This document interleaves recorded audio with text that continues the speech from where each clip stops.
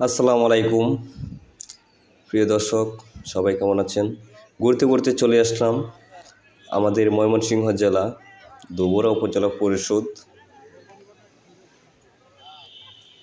এখানে এসে দেখি বিজ্ঞান মেলা, তাই চিন্তা করলাম কি করা যায়।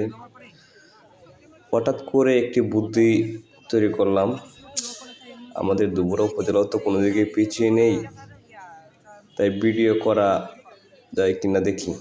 যেই কথা সেই কাজ, ঘুরে ঘুরে আমাদের এখানে যতগুলো স্টল আছে সবগুলো স্টল দেখলাম,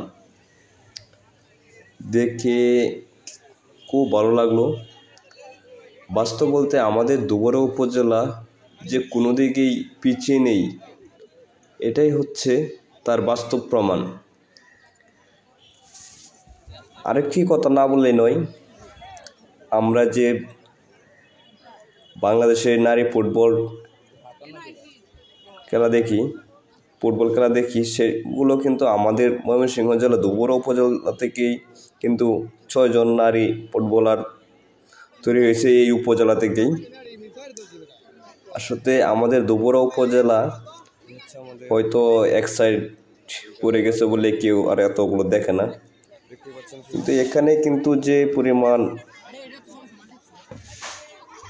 মানুষ আমাদেরকে